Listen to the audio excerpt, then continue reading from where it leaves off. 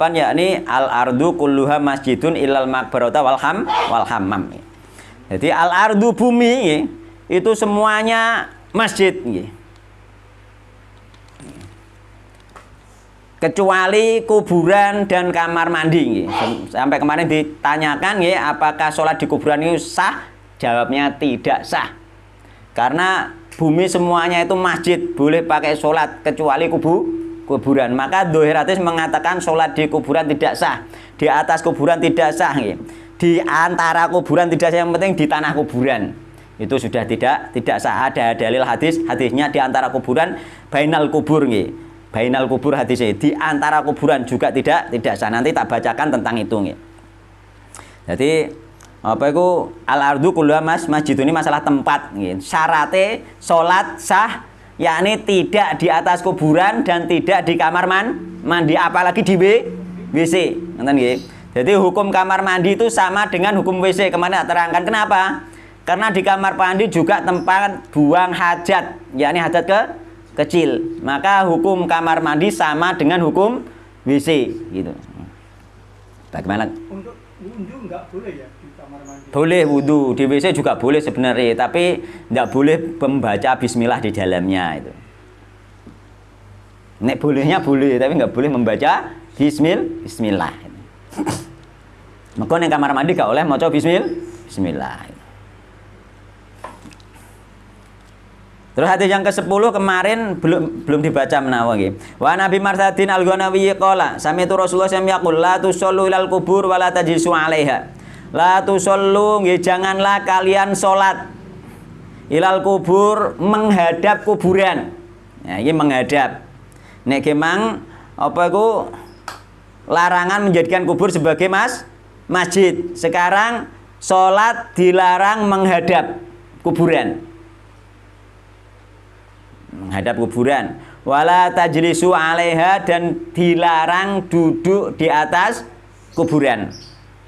Larangan kuburan itu akeh nggih. Jadi di dalam hadis nggih, kula ada catatan hadis tentang kuburan niku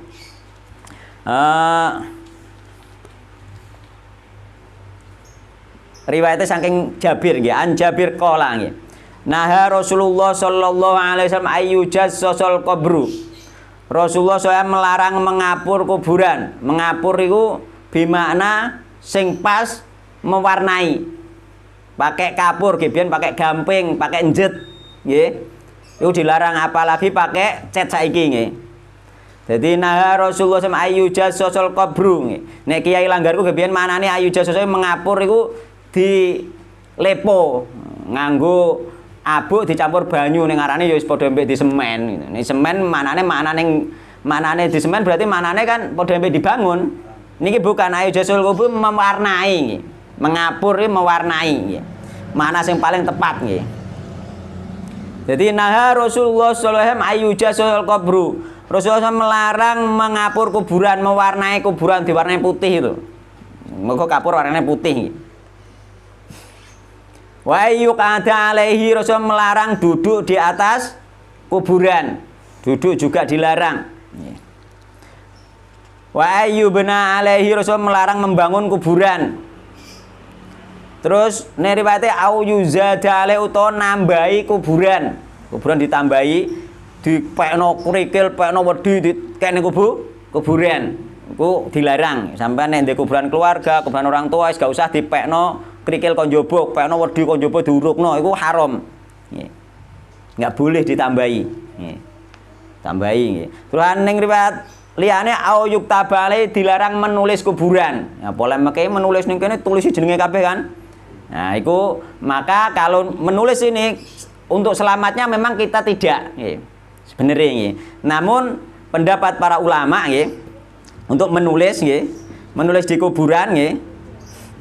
Nek menurut Imam Asy-Syafi'i, Imam Hambali iku mengatakan makruh nulis ning kuburan. Hukum masalah Imam Syafi'i ngarani makruh lho. Tapi rata-rata sing Syafi'iyah iku ditulisi kabeh. Kan ngono nggih. Terusane Imam Hanafi nggih, termasuk Imam Az-Zubki, orang juga mazhab Syafi'i Az-Zubki iku nggih, tidak apa-apa nggih asal jika memang dibutuhkan untuk sebagai tanda jenenge sapa, jenenge bapak sampean, hanya tanda saja.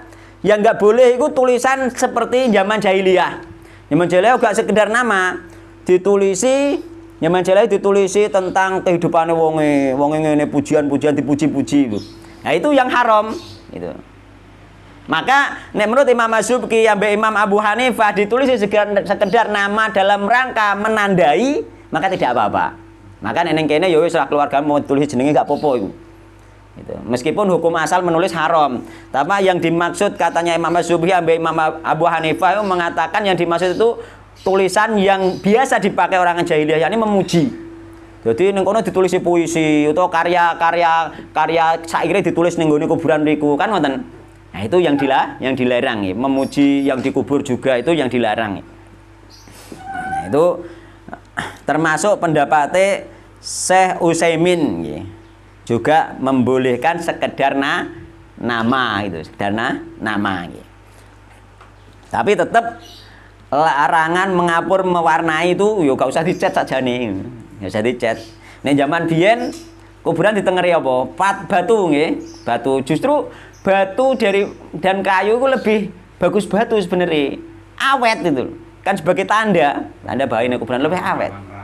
Gak dipangan rayap. Nek kayu itu rawan dipangan rayap habis itu. Ngene cara kene kan kayu modele. Kayu ngene. Nek memang umumnya adatnya kayu sih itu kan adat sebenarnya, enggak harus pokoknya gak watu bitanda seperti itu adat itu. Nah, kijing itu membangun, ada harame tadi apa wa ayyubna alaihi dilarang membangun kuburan. Patok itu beda ambek membangun. Nanti patok ya setengah koyo dene batu insyaallah seperti itu nggih. Tapi nek wis kijing membangun maka itu masuk kategori membangun, maka itu haram nggih. Tidak boleh wa yubna alaihi. Jadi seperti itu nggih, nek sampeyan kuburan wong tuwa ya nek batu boleh, enggak harus batu, kayu sebenarnya juga boleh, itu adat. Adatnya di Indonesia patok itu kayu seperti itu, adatnya di Arab patok itu batu itu. Maka kayu juga boleh, bukan harus bid'ah, bukan, boleh. Ya, tapi lebih utama batu sebenarnya. Ya sudah dipraktekkan Nabi dan juga tidak hilang gitu nek batu. Maka itu sebagai tanda nggih. Nek mbok tandai batu rasa khawatir hilang nih. Utawa nek sampean pengen tanda gak usah nama, jari Mama Suwi kan sebagai tanda nengeri iki kuburane dulurku, iki kuburane bapakku. Nek pengen tanda, nek cara saiki mungkin mbok tanduri puring. Bisa kan? Puring jejer loro iki warnane ngene iki sing kuburane bapak emcung, misalnya ora ono tulisane kan bisa ditandai gitu. Atau diciri apa tanduran sing kira-kira ning kono sekitare gak ono, butuhe iku hanya tanda gitu. Nah, itu bisa nggih.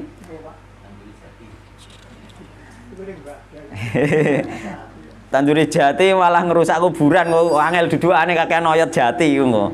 Ngoten. Ah nggih, ditegur nggih. Kok kuburan. Oh, ngoten ono. Dan hadis ini nggih sebenarnya sudah dipahami oleh ulama-ulama nggih, termasuk pengarang kitab takrib nggih.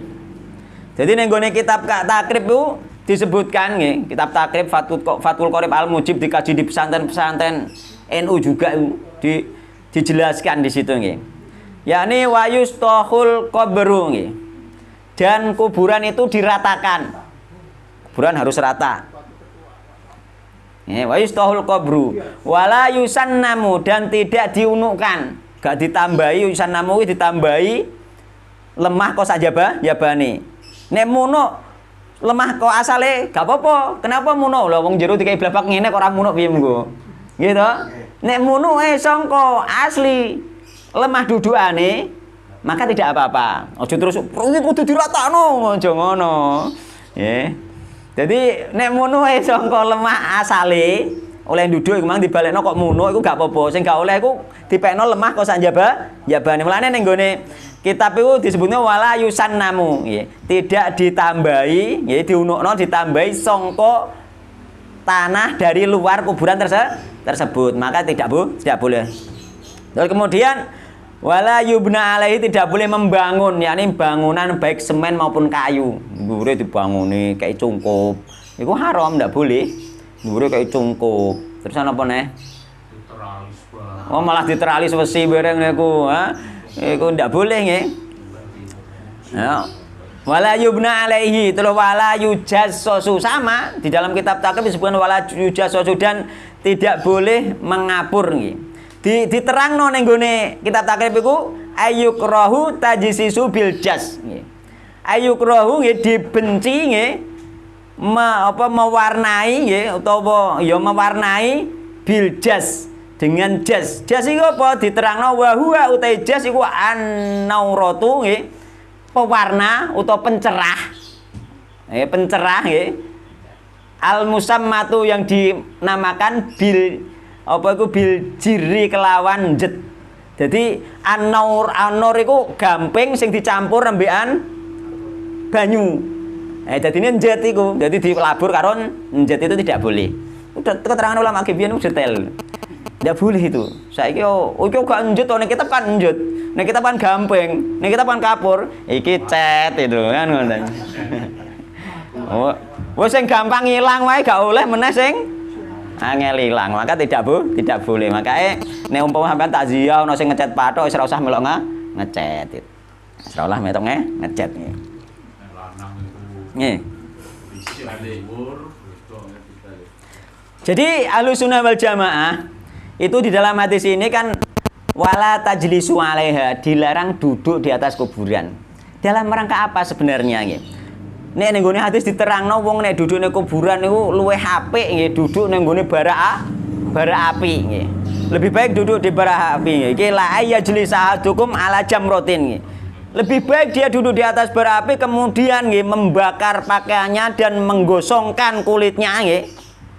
Khairul lahu min ayyajlisa ala qabrin, lebih baik bagi dia daripada dia duduk di atas kuburan. Berarti dosane padha mbek diobong sampean padha mbek njongokne anu dosane iku. Loro lho njongokne kuburan. Lah iku apa maksudnya ning ngono? Ahlussunnah wal Jamaah itu sebenarnya menghormati kuburan. Ning jero iku ana penghunine wong Islam, aja dijongoki dhuwure, aja diiteki. Kan ngoten. Iku penghormatan. Coba saiki wong-wong sing ngurmati wali-wali. Misalnya Mbah Jafar atau Mbah Munang, wani nggak jongoki kuburannya Mbah Munang? Wani ndak? Orang wani karena apa? Menghormati itu. Ahlussunnah sebenarnya juga menghormati, tapi tidak gulu itu. Dan semua kuburan dihormati, nggak harus Mbah Munang saja, nggak harus Mbah Jafar. Semua kaum muslimin itu terhormati itu loh. Jadi kuburannya Mbah Munang nek kira wani jongoki, yo jongoki kuburan liyane itu loh. Nek Mbah Munang tok sampean berarti gulu. Sebenarnya semuanya. Gimana? Jenis penghormatan, gak oleh diinjak, gak oleh diduduk. Duduk itu Ahlussunnah wal Jamaah. Ahlussunnah menghormati nggih, orang yang sudah meninggal sehingga tidak diduduki kuburannya. Tapi tidak gulu, tidak berlebihan itu. Biasa saja, semuanya itu sama orang Islam. Tadi ya, gitu. Saya lupa ya. Kita menyampaikan bahwa kita sholat itu tidak boleh menghadap ke kuburan. Ya. Yang ada, sekarang yang ada ini contoh yeah. Di makamnya Sunan Ampel di Surabaya, yeah. Itu kan terletak di depannya masjid. Yeah. Nah, jadi sebelah baratnya masjid itu makamnya Sunan Ampel. Yeah. Kan berarti menghadap ke makam itu. Masjidnya yang menghadap ke makam. Oh iya. Di sampingnya itu. Enggak di sebelah kanannya. Begini Pak, menghadap kuburan yang dimaksud. Sunan Gunung lho, Mbak. Menghadap yang dimaksud itu kalau sudah ada batasnya tidak apa-apa. Kan ada batasnya, yakni di dalam masjid, dan masjid tadi tidak masuk wilayah kuburan, itu tidak apa-apa. Ngerti maksudnya ya? Jadi ketika ada masjid dan ketepaan di sebelah barat itu kuburan, maka tidak apa-apa. Yang penting masjid itu tidak berada di tanah kuburan. Makanya jenis ono batas. Sebagaimana kita kencing, nggih, meskipun boleh kita kencing menghadap kiblat, nggih, ketika ada batas, sama seperti itu. Bahkan kalau di Sunan Giri itu termasuk wilayah dalam masjid itu. Kalau masjidnya berada di tanah kuburan, maka itu yang terlarang. Itu di dalam masjid, jadi nggak ada pembatas. Wallahu ta'ala kalau dari ngertos yang jelas kalau ada kuburan di dalam masjid atau masjidnya memang di tanah kuburan, apalagi menghadap kuburan di tanah tersebut, maka terlarang. Karena kenapa terlarang? Iki kan gak ono kuburan ngisore kan. Sing gak oleh kan mungkin jawab sing gak oleh kan nek ngisore gak ono kuburane kan ngoten. Jadi tanah wakaf kubur ora ono kuburane utawa kuburane dijupuki dhisik terus dideki masjid misalkan. Tapi ku tanah kuburan, maka ada larangan dari Nabi naha anis sholati bainal kubur. Nabi melarang sholat di antara kuburan. Asal isek masih tanah kuburan, meskipun gak nendur kuburan dilarang oleh Nabi Muhammad SAW. Ada hadis lagi nggih. Ya ini hadisnya riwayat saking Anas ya, Anas bin Malik nggih, rawahu Al-Bazzar nggih. Hadis ini sahih nggih. Ya ini naha an sholati naha Rasulullah an sholati bainal kubur. Nabi melarang sholat di antara kuburan nggih.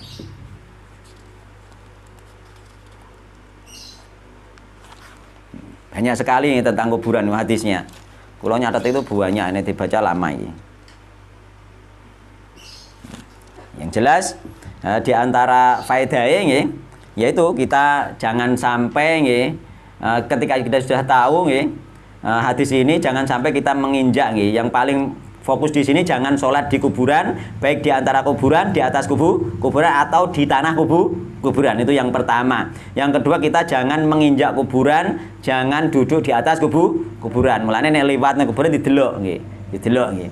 Kalau pakai sandal, harus melepas sandal. Sunahnya melepas sandal. Kita masuk ke tanah pemakaman itu sunahnya melepas sandal. Namun para ulama mengatakan jika di kuburan tersebut banyak banyak duri, banyak sesuatu yang menyakiti kaki, maka boleh dipakai sandalnya. Itu sunah saja, nggak sampai wajib. Sunahnya dilepas sandalin delama, masuk di kuburan.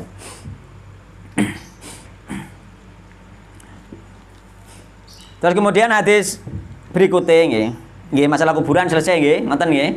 Jadi intinya kita itu ahlussunnah menghormati orang yang dalam kubur dengan tidak duduk di atasnya.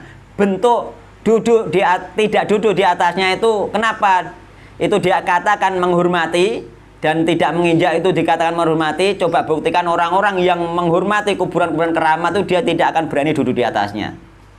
Nggak akan berani toh. Rawani dekne ape budal ape mundur ape mlaku mundur nyingkuri rawani meneh njongoki kuburan. Coba wong-wong sing senengane duduk nek pas nglawan duduk ning kuburan kok njongoki kuburan-kuburan keramat orang arepe wani. Maka dia menghormati penghuninya yang ada di dalamnya itu. Dan dengan penghormatan yang wulu. Nek kita ndak semuanya kita tidak duduk di atasnya, maka kita tidak wulu. Itu tidak berlebihan.